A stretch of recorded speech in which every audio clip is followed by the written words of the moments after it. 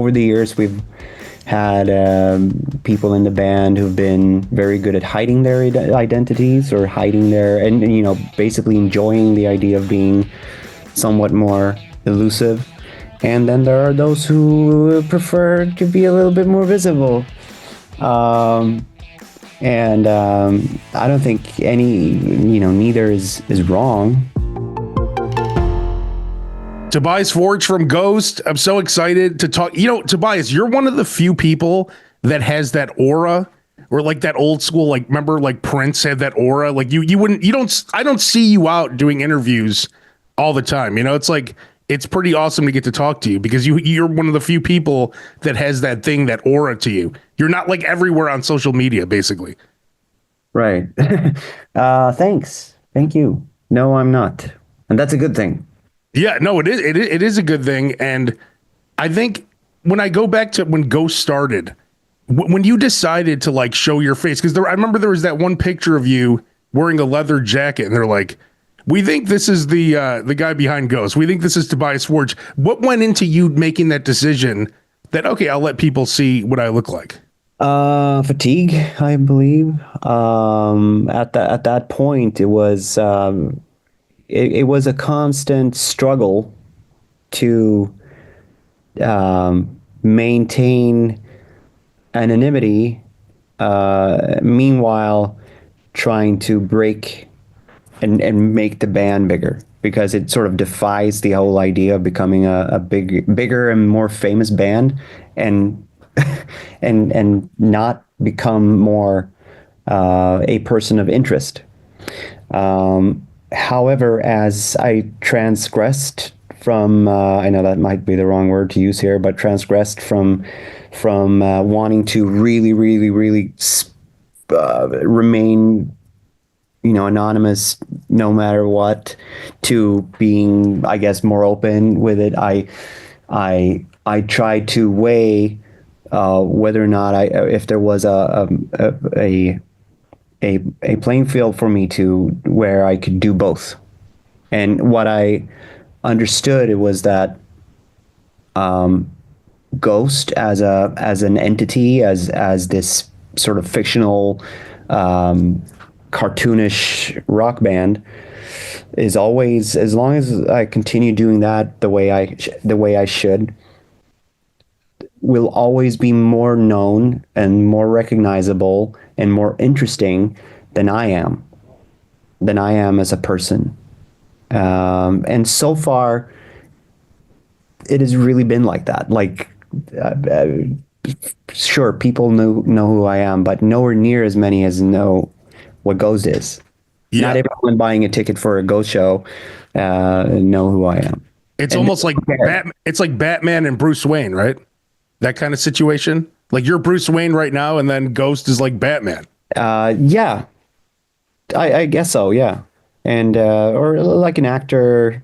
There are plenty of, and I mean, I've said this many times, that there are people that aren't even in anonymous bands, or has no image of clandestine nature, that people don't know of. You might know the singer in some band, but if I say like, the bass player, and everybody like, I don't know. Yeah, that's true. It's funny because the other members of your band now have that thing going where it's like, we think it's this person. They're like, they have this tattoo on their finger. Have you seen those things where it's like people are like identifying the members of Ghost, like from the last tour? They're like, we think it's this person. We're not sure. That's kind of like what they were doing with you in the beginning. Yes, I mean, as anytime we have a new person in the band, I think it always sets off this, the sleuths are trying to sort of figure out who that person is. And over the years, we've had people in the band who've been very good at hiding their identities, or and basically enjoying the idea of being somewhat more elusive. And then there are those who prefer to be a little bit more visible. I don't think neither is wrong. I think for the in the spirit of Ghost being a slightly more theatrical and a little bit more anonymous, uh, whatever that means now in this context. But I think it's I think it's good if we don't go up on stage and like take the mask off. Like, here we are. It's me. You know, that's Yeah. not great. But I mean, it doesn't bother me if you know what the name of the guitar player. Yeah. That's that's of course fine. Why is that be a problem? And what's his name? Which one? No, I'm just joking. You know what to say. So the new song, I love the new song. It's called Satanized. The new album, Skeleton. It's kind of like a throwback, right, to earlier Ghost, I guess. I am bad at deciphering or deciding that, because if I say, "Oh yeah, yes, you're right," there will be opinionated people listening, and there's like, "It sounds nothing. It sounds nothing Yeah, like Opus." it's true. No, bro. So yeah, no, it's not a carbon copy of Opus Eponymous. It's not Infestissimum. It's not Meliora. There are elements of everything I've ever done uh, scattered all over the records, as is with this record too. Um, and I always go into the studio or into the writing process, the production process, with the idea of trying to, I try to write a new album, an album that sounds in a new way. And then pragmatically, I guess you try to be professional and, steer the ship so it's, Yeah. it really resembles a Ghost record, even though I'm also struggling at times with exactly what that means. But I of course I have a gut feeling of where which lines you don't cross, and where it feels like that is not a Ghost thing to do. I don't want to do that. Not because I don't dare, or I mean, I consider myself fairly daring in my will to push everything forward, or push the envelope or do things that others might not want to do. But of course, I too have certain lines that I won't cross. It's hard to say exactly what that is, but throughout the course of a production, there are definitely moments where I feel like, eek, let's not do that. So the new Papa 5, how's Papa 5 different from the last one? I don't know yet. But like, so like the last one was a lot more jovial, right? Like he was the most, I guess, what would the word be, like? Talkative? Talkative, happy, jovial, right? Right, jovial, yeah, good. Yeah, I mean, it always takes time for me to get to know people too, even though I'm geographically very close to some of them. I hope I think he'll differ. He should be a little bit different. Of course, he comes from a very similar lineage, so there will be similarities. But I'm hoping. I mean, as I was deeply involved with the editing of the film we made. Right here, right now, which is I love that film. I love the dancing skeletons. I was going to ask you if you're bringing those back for your upcoming tour. Not exactly the same ones, no, but you'll see, but there were definitely moments where I learned things about our show and our frontman as well, and considering how much we had to edit out a lot of the talking, I'm hoping that the new one talks less. Why did you have to edit it out? They just for time? Long. Oh, It was too long. Oh yeah, it was hopeless at points. and rambling. But you know, that's fine. But we had to edit a lot out, and so I'm hoping for a little bit less of that, a little bit less conversation, a little bit more action. But still jovial in nature. Of course, like life. Yeah, I, you still I liking the position. Rock and roll is meant to entertain, so we can't have some somber, moper up on stage. No, we can't have that.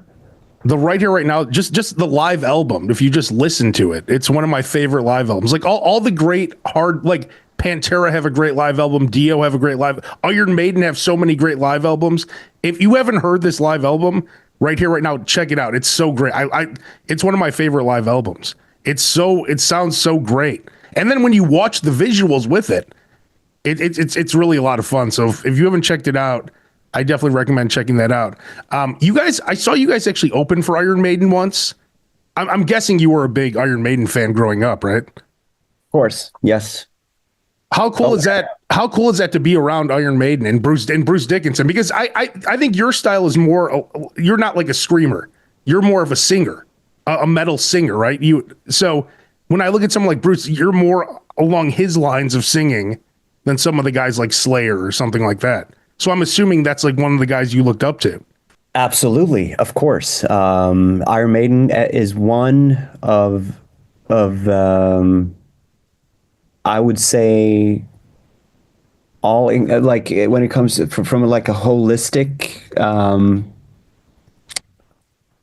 from a holistic perspective, I think that they're probably one of the main influences. Even though I've never sort of set out to like, oh, I want to write songs that sound exactly like Iron Maiden's, but obviously been a fan forever, and but very early on, Live After Death, the live album, obviously, but also the video, definitely set a standard for me as like, fuck, that's a great show. Like, Yeah. I really I want to be, as theatrical, or I want to have a stage that is as cool. I remember when I was very little, contemporarily, basically, it was like 85. I had, one of those, like a poster that was like full frontal of the Power Slave tour, with the Sphinx and the little dogs Yeah. and that was sort of with me, on my wall when I was a kid, just like looking at that, and there was obviously like hundreds of hands like that, like in front of the stage. Yeah. But then obviously I have other influences as well, and I've never, as I said, I've never really set out to be like just Iron Maiden, but obviously deeply influential from afar, deeply influential during formative years, and then professionally being able to, see them many times live, tour with them, getting to know them, getting to know a lot of people around them. We work with a lot of the same people, so wow. we're sort of the we I don't know if you want to call it like family ties, if you will. We don't have the same manager, but we have the same merchandise guy. I'm not talking about the guy who sells the T-shirt, but I'm talking about like our partner in merchandise is the same person, the same family. Literally, it's a family of people working. And our management, Rick and Kristen, used to work together at Sanctuary, together with Rod Smallwood, and we have John Jackson, our agent, has done our Maiden since fucking forever. Like, I think he even booked them before their first record or something. It's really, so we have a lot of things Oh, wow. in common that way. So mentoring, on a very, very basal, even when I was a kid, little, even before I played, when I was just sort of moving around to music, to still being influential, we've had the same road crew. We've had several roadies that came from the Iron Maiden crew, and so yeah, I feel very there's definitely a connection there. You and I were both born the same year, 1981. And I think about going to, I was buying CDs mainly. You'd go to the CD shop, you would scroll through all the metal albums, you would see the covers, and part of you would buy these metal albums because how awesome the covers were. And I feel like the Ghost albums have awesome covers, and that's something that I think kids are missing out on today. When I was a kid, you would just go to the metal section. I'm like, God, this looks so awesome. Like, you didn't even know the band, and you would buy the album based on the cover art. And that's something I think that's missing in music today. For kids, I feel bad for them. I mean, if I just look at metal bands and hard rock and that genre, I think that um, the the tradition of wrapping your record with cool artwork still is there, but obviously the way of consummation, which is such an unsexy subject, but it's obviously different because your choice of of platter you don't have it. You don't really have to make a choice nowadays. Whereas obviously, I guess what you're referring to is how we had to, we did. We used to go to a record store and you were sold on a cover, and or more than often, if it was a new record, that was the only thing that could sort of suck you into it most oftenly, and then you had to buy it, and then when you came home, you either liked it or not, and sometimes you didn't like it, but still continued listening to it for some reason. And Exactly. sometimes it grew on you and became a record that you liked, or you continued down the, not liking a record, but that you'd heard 20 times. And I think that is something that very rarely happens nowadays. And because you were a kid, right? So $10 was a ton of money back then. So it's like, I better keep listening to this because I just spent all my money on it. No, of course. So it's a different way of, but there are pros and cons with everything. So I don't want to paint a picture for anyone who's listening to this who's 14, or, it's not like everything is doom and gloom now and everything. Oh, no. It's just a different way, and I'm not sure it was always better. I'm very nostalgic. I definitely prefer the pace. The pacing of things was a little bit more organic back then. But there's definitely an openness that has been introduced to music fans with the accessibility. Oh yeah, it's so much easier for them now to discover things, and you're right. There's so many things that are cooler for kids today than when we were kids. Yeah, because we definitely had to walk into each purchase as more of an investment in not only monetarily but also like time.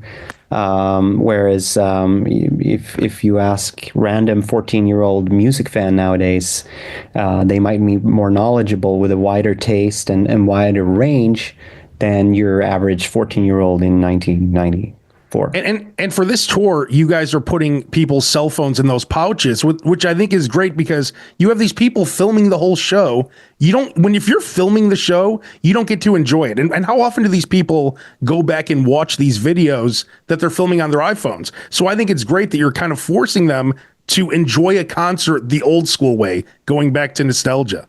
Yeah, this is it's an experiment.